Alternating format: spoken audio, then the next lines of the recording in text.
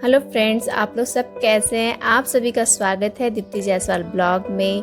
मैं अभी रेडी होकर के जा रही हूँ मार्केट। आज शाम का ही बात है, लगभग शाम के बज रहे हैं 6:30। बहुत ज़्यादा टाइम नहीं हुआ है और देखिए आते के साथ ही 2-2.5 घंटे में मैं आप लोगों को एक छोटा सा ब्लॉग बना करके दे रही हूँ, क्योंकि कल मैं ब्लॉग नहीं डाली थी ना, तो मुझे भी अच्छा नहीं लग रहा था और आप लोगों के भी कमेंट्स आ रहे थे जिसको पढ़ करके मुझे काफ़ी अच्छा लग रहा था कि हाँ, आप लोग मेरे ब्लॉग का वेट करते हैं। मन बहुत उदास है, मतलब कैमरा उठा करके अब ब्लॉग बनाने का सच में मन नहीं करता है, लेकिन सोची कि इतना हारना भी सही नहीं है। 1 साल से मैं इतना मेहनत कर रही हूँ तो सही बात नहीं। तो मैं यहाँ पे ना स्टैंड लेने के लिए आई हूँ। देखिए ये सब स्टैंड में हम लोग कैमरा फिट करके हम लोग ब्लॉग बनाते हैं। तो ये जितने भी स्टैंड है ना, देखिए इसे कॉपी मतलब सेम टू सेम 4 स्टैंड में ली हूँ, सारे के सारे ख़राब हो गए। और ऐसे तो गोरिल्ला ट्राइपॉड ये सब चीज़ें तो मेरे पास थे ही, और मैं रिंग लाइट भी ली थी, सभी ख़राब हो गए हैं। तो ये सब चाइनीज़ माल होता है ना, तो ख़राब हो जाता है, तो हमें हर 1.5-2 महीने में ये सब चीज़ लेना ही पड़ता है और ये बहुत मुश्किल से 1.5-2 महीने ही चलते हैं। तो मैं हस्बैंड को काफ़ी टाइम से बोल रही थी लाने के लिए, लेकिन वो कह रहे थे कि सही से मिल नहीं रहा है, कैमरा जब भी डालते हैं तो उसका वज़न नहीं ले पाता है।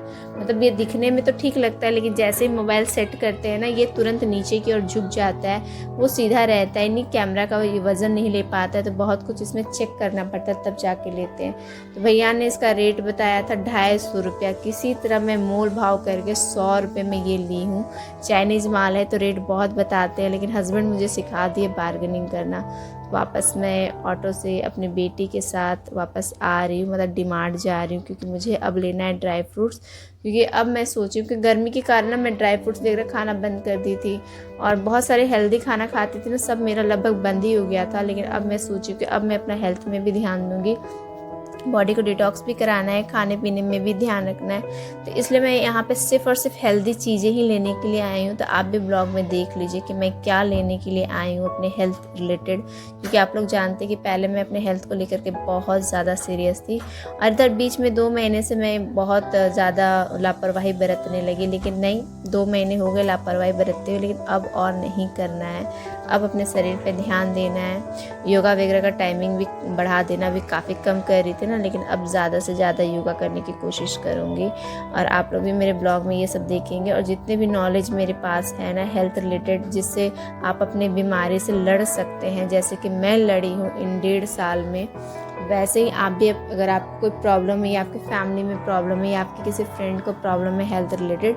तो आप भी अपनी बीमारी से छुटकारा पा सकते हैं। ऐसा नहीं कहें कि जड़ से चला गया, लेकिन हाँ, मुझे अभी कोई हेल्थ इशू तो नहीं है, लेकिन फिर भी एक डर लगा रहता है कहीं वापस मुझे फिर से ना हो जाए। तो पिछले 2-2.5 महीने से मुझे अभी कुछ भी हेल्थ प्रॉब्लम नहीं हो रही है। तो मैं यहाँ पे ले रही हूँ अखरोट। ये देखिए मैं क्या क्या ड्राई फ्रूट्स ली हूँ, और ये अंजीर है। तो अखरोट है लगभग 250 ग्राम, अंजीर आधा केजी का मैं ली हूँ।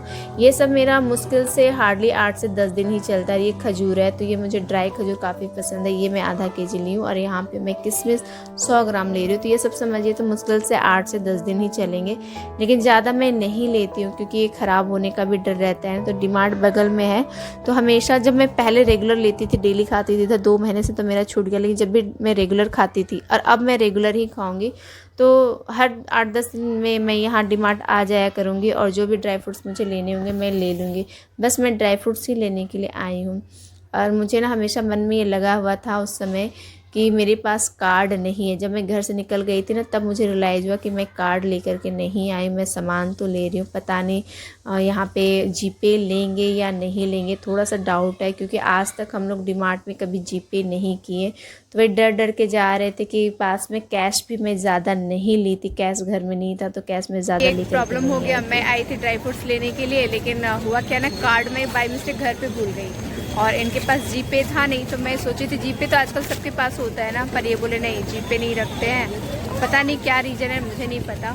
तो फिर मैं लास्टली अंजीर, खजूर और वो किशमिश मैं ली हूँ, और अखरोट जो लेना था मुझे वो छोड़ दी। कोई बात नहीं, हस्बैंड से मंगवा लूँगी।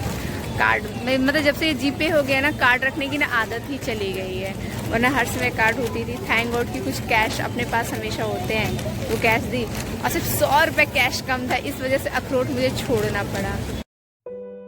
आप देख रहे होंगे सामान मेरे हाथ में थैली नहीं है, जबकि निकलते समय थैली आपने हाथ में देखा था ना, लेकिन थैली बाय मिस्टेक घर में रह गया। जब मैं बाहर निकली ऑटो में बैठी तब मुझे पता चला।